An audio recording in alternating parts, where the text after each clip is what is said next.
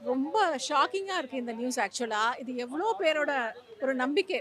திருப்பதி பெருமாள்னா அதுக்கு அடுத்தது மக்கள் ரொம்ப விரும்புறது வந்து திருப்பதி லட்டு. அது ஒரு பிரசாதம் மாரி தான் நெனைக்கிறோம். ஸோ அதுல தவறு நடந்திருந்தா நிச்சயமா தண்டிக்கப்படணும். ஆனா அத மீறி இப்போ நெறைய பேர் வந்து இப்ப வெஜிடேரியன்ஸா இருக்கவங்களுக்கு இது பண்றாங்க. இத மட்டும் எப்படி நீங்க எடுத்துக்கிறீங்கன்னு. தெரியாம பண்ணதுக்கு நான் மத்தவங்க ஒண்ணும் பண்ண முடியாது இல்லையா? எடுத்துட்டு சாப்பிட்டுட்டோம். அது முடிஞ்சு போன விஷயம். ஆனா தவறு நடந்திருந்தா நிச்சயமா தண்டிக்கணும்ன்றது தான் மக்களோட கருத்து. அது மாரி பண்ணியிருக்க கூடாது பிரசாத விஷயத்துல. இனிமேல் ரொம்ப கேர்ஃபுல்லா இருக்கணும். மக்களுக்கு எப்படி ஒரு நம்பிக்கை வரும்?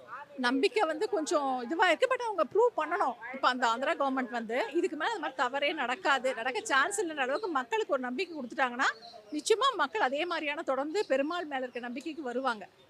அத யாராலயும் மாற்று கருத்தே கிடையாது அதுல. இதுக்கு என்ன காரணமா இருக்கும்னு நினைக்கிறீங்க? பேராசை தான். எதுல ஆதாயம் பார்க்கலான்ற பொலிட்டீஷியன்ஸ்லாம் இருக்கிற வரைக்கும் இது ஒரு பேராசை தான்.